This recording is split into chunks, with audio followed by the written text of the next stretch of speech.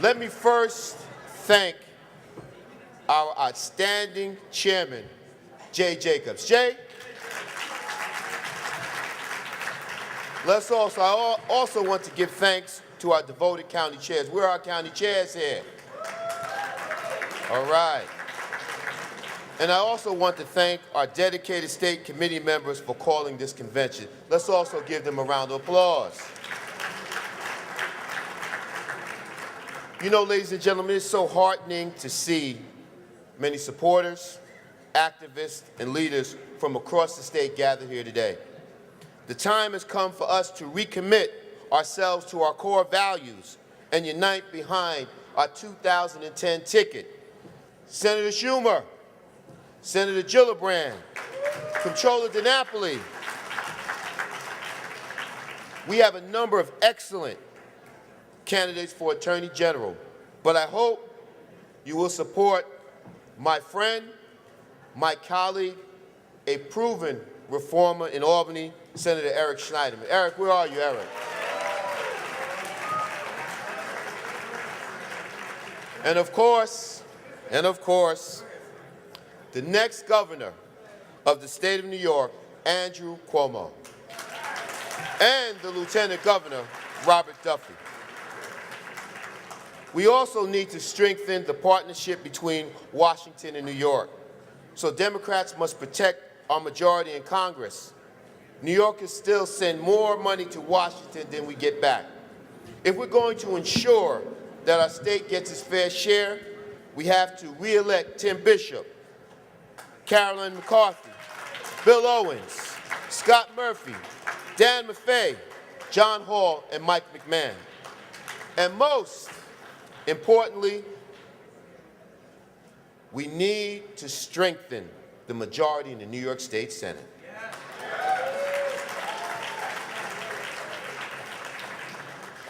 Our first 17 months in the majority was not without setbacks. But for every setback, there is always the comeback. Yes, we have gone through some growing pains, and voters are angry, and they have a right to be angry with us. But the stakes, ladies and gentlemen, the stakes are just too high for us to lose this election. We cannot, we will not put our state's future at risk. We cannot let this happen. When I was first elected to the New York State Senate 12 years ago, the Democratic Conference was not only in the minority, we weren't only in the wilderness, but we were irrelevant. Taking control of the Senate was simply a dream that many thought would never come true. But we chose to believe. We decided to fight back. Working with our state chairs like Judith, Denny, June, Reggie, and now Jay, we rolled up our sleeves, walked the districts, and persuaded voters to give us a chance.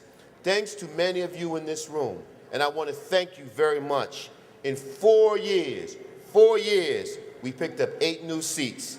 And in 2009, the Democrats took control of the New York State Senate for the first time in 44 years.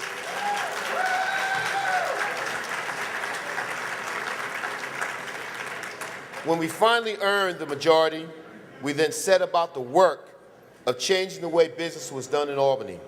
For decades, and I mean decades, bill after bill after bill were bottled up with no hope, absolutely no hope of ever coming out of committee, let alone ever eventually seeing the Senate floor for a vote. For 18 years, Republicans blocked the HIV rent cap, but Democrats passed it. For 17 years, Republicans blocked the Family Health Care Decisions Act. Democrats passed it. For 10 years, Republicans blocked public authority reform. Democrats passed it. Democrats passed the Bigger, Better Bottle Bill, cleaning up our environment.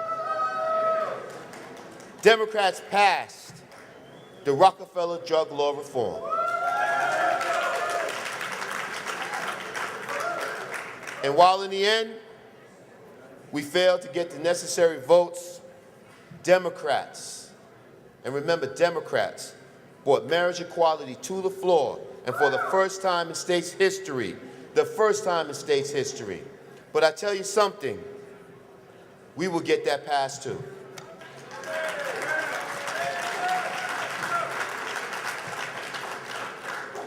There are many things in our party platform that we all agree on. And where we disagree, we should exchange ideas and debate as brothers and sisters about how we can resolve our differences under the big tent that we define as our party. I have asked all our candidates to consider signing the pledge put forth by our next governor. Let's get a round of applause for that, by our next governor. But we have to understand, but stronger than the promise of any campaign pledge or the promise of any party platform are values that we all share and the commitments we must keep to those we represent. We are, after all, Democrats, charged by a shared hope and common history.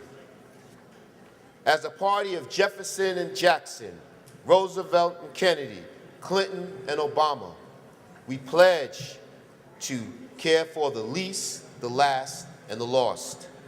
Because of the sacrifice and struggles of New Yorkers like Samuel Gompers, A. Philip Randolph, Kate Mullaney, Albert Shanker, Sandy Feldman, we pledge our commitment to a continued partnership with our brothers and sisters in organized labor.